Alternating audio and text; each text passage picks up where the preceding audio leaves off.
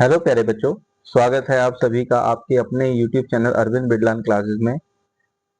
तो बच्चों, आज जो हमारी वीडियो का टॉपिक है ये कक्षा 10th NIS सब्जेक्ट सामाजिक विज्ञान और सामाजिक विज्ञान की वर्कशीट नंबर 3 है ये, जिसमें आज हम पाठ 10 जलवायु के बारे में डिस्कस करेंगे।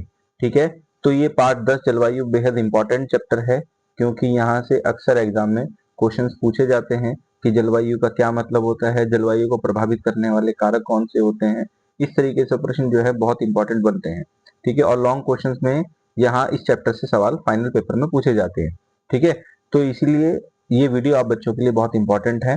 तो जो बच्चे चैनल से नहीं जुड़े हैं, चैनल को सब्सक्राइब कीजिए, वीडियो को लाइक कीजिए और अपने दूसरे साथियों को भी जितना हो सके उतनी वीडियो शेयर कीजिए, ताकि उन बच्चों को भी हेल्प मिल सके। ठीक है, तो ये मैंने 20 नंबर की वर्कशीट बनाई है और कोशिश है मेरे द्वारा कि वर्कशीट के माध्यम से आपको ये चैप्टर समझाया जाए। ठीक है, तो चलिए शुरू करते हैं हम अपनी वर्कशीट को। तो यहाँ इधर आपका नाम होगा, यहाँ आपकी कक्षा 10th और यहाँ आप बच्चों का रोल नंबर। ठीक है, तो चलिए अब हम इसके प्रश्नों को देखते हैं। जैसे पहला प्रश्न जो है, यहाँ पर हमसे बहुविकल्पीय प्रश्न पूछा गया है। तो इस बहुविकल्पीय प्रश्न में देखिए, हमसे जैसे खंड ए में पूछा गया है क्या कि प्रश्न 1, जलवायु और मौसम में मुख्य अंतर क्या है। ठीक है, इसके 4 ऑप्शन दिए गए हैं हमें, तो जो इसका सही जवाब होगा वो है ऑप्शन नंबर गा। ठीक है, जलवायु दीर्घकालिक होती है। ठीक है, क्या होती है? दीर्घकालिक होती है। ठीक है, तो ये इसका सही जवाब है कि जलवायु जो है दीर्घकालिक होती है। ठीक है, चलिए चलते हैं अगले प्रश्न पे। आगे प्रश्न हमसे पूछा है, प्रश्न नंबर 2 है, भारत की जलवायु किस प्रकार की है। तो बच्चों, यहाँ पर जो सही जवाब होगा वो है ऑप्शन नंबर खा, उष्ण कटिबंधीय मानसूनी जलवायु। ठीक है, ये है ऑप्शन नंबर खा, उष्ण कटिबंधीय मानसूनी जलवायु। देखिए, इसको अगर मैं थोड़ा सा आपको समझाने की कोशिश करूं तो ये हमारा जो है अर्थ है, और ये वाली जो लाइन है हमारी, ये विषुवत रेखा या भूमध्य रेखा जिसको हम बोलते हैं, और इसके ऊपर वाली जो लाइन है ये हमारी कर्क रेखा है, और इसके जो नीचे ये वाली जो लाइन है ये हमारी मकर रेखा है। तो कर्क रेखा से लेकर मकर रेखा तक का ये वाला जो पोर्शन है ये उष्ण कटिबंधीय क्षेत्र कहलाता है, और हमारा जो आधा भारत है वो उष्ण कटिबंधीय क्षेत्र में आता है। इसीलिए हम अपने भारत को उष्ण कटिबंधीय जलवायु, मानसूनी जलवायु वाला क्षेत्र भी कहते हैं। ठीक है, तो इसका जो सही जवाब है वो है ऑप्शन नंबर खा, उष्ण कटिबंधीय मानसूनी जलवायु। ठीक है, जो भारत में मिलती है। आगे देखते हैं, आगे कहता है हमसे, कहता है वर्षा का मुख्य कारण क्या है। तो वर्षा का जो मुख्य कारण होता है प्यारे बच्चों, वो होता है जल वाष्प। ठीक है, ऑप्शन नंबर गा, जल वाष्प। जल वाष्प मतलब जब पानी भाप बनकर ऐसे ऊपर की ओर उठता है। ठीक है, जब पानी भाप बन के ऊपर की ओर उठता है तो वो क्या बन जाता है, वो ऊपर जल वाष्प का रूप ले लेता है, और जब ये ऊपर के टेम्परेचर पे जाकर, ऊपर का टेम्परेचर जब इस जल वाष्प को ठंडा मिलता है तो ये जल वाष्प जो है पानी की बूंद में कन्वर्ट होकर वापस धरती पर बारिश के रूप में आता है। ठीक है, चलिए अगला प्रश्न आगे तुमसे पूछता है कि भारत में अधिकतम वर्षा किस ऋतु में होती है।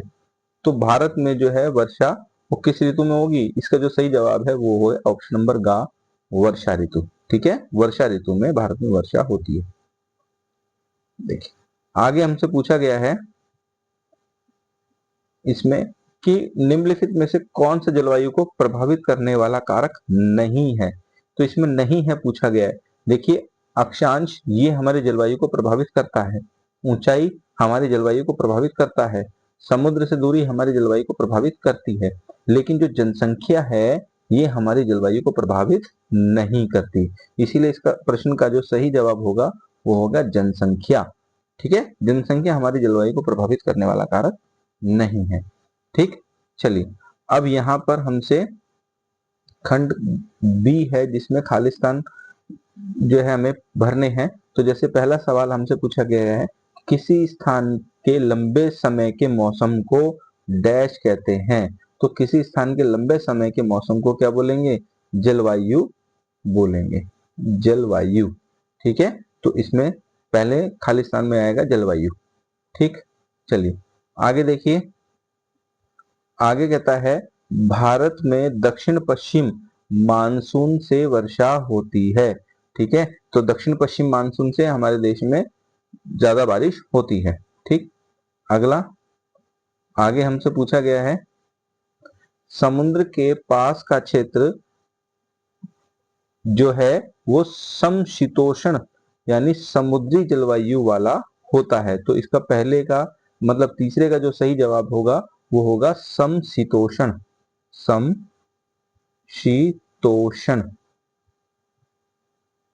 शीतोष्ण जलवायु वाला क्षेत्र जो है समुद्र के पास होता है। ठीक है, आगे कहता है ऊंचाई बढ़ने पर तापमान क्या हो जाता है? तापमान में कमी आती है। तो जैसे जैसे हम ऊपर की ओर उठेंगे वैसे वैसे तापमान जो है वो कम हो जाता है। ठीक है, नेक्स्ट आगे देखिए। कहता है राजस्थान में वर्षा की मात्रा बहुत कम होती है। ठीक है, वर्षा की मात्रा जो है राजस्थान में बहुत कम है। ठीक, तो यहाँ पर हमारे खाली स्थान पूरे हो गए हैं। अब हम आते हैं अपने अगले भाग में जो है खंड सी। अब यहाँ हमें कुछ प्रश्न दिए गए हैं। जैसे हमसे पहला प्रश्न पूछा गया है, कहता है जलवायु के मुख्य दो तत्व लिखिए। ठीक है, तो जलवायु के दो तत्व हैं, एक है तापमान, तापमान, दूसरा है वर्षा। ठीक है, यानी बारिश। तो ये जो है जलवायु के दो मुख्य तत्व हैं। ठीक, आगे अगला प्रश्न जो है प्रश्न नंबर 2 कहता है मानसूनी पवनें क्या है। ठीक है, तो इसका जो सही जवाब होगा बच्चों वो ये है। देखिए, वे पवनें जो मौसम के अनुसार अपनी दिशा बदलती है, मतलब वो पवनें जो मौसम के अनुसार अपनी दिशा बदलती है, वर्षा लाती है, उन्हें हम मानसूनी पवनें कहते हैं। ठीक है, तो मानसूनी पवनें जो है वो मौसम के अनुसार अपनी दिशा बदलती है, वर्षा लाती है, उन्हें हम क्या बोलेंगे? मानसूनी पवनें बोलेंगे। ठीक है, अगला सवाल है प्रश्न नंबर 3 कहता है भारत की जलवायु को प्रभावित करने वाले कोई दो कारक बताइए। तो भारत की जलवायु को अगर प्रभावित करने वाले कारक पूछे तो पहला होता है अक्षांश, दूसरा है समुद्र से दूरी। ठीक है, तो ये दोनों जो है भारत की जलवायु को प्रभावित करने वाले कारक हैं। ठीक है, तो उम्मीद करता हूं आप बच्चों को यहां तक समझ में आया होगा। तो ये हमारा खंड सी जो है ये कंप्लीट हो गया है, ये हमारा यहाँ पर पूरा कंप्लीट हो गया है। अब हम चलते हैं अपने नेक्स्ट पार्ट पर। आगे जो पार्ट है वो है खंड डी, जिसमें दीर्घ उत्तर के जो है प्रश्न हमसे पूछे गए हैं। तो जैसे इसमें पहला प्रश्न जो है कि भारत की जलवायु की मुख्य विशेषताओं का वर्णन कीजिए। वेरी वेरी इंपॉर्टेंट क्वेश्चन है ये, पेपर में बहुत इंपॉर्टेंट है और पूछ सकता है फाइनल पेपर में कि भारत की जलवायु की विशेषता क्या होती है। ठीक है, तो देखते हैं इसके उत्तर को।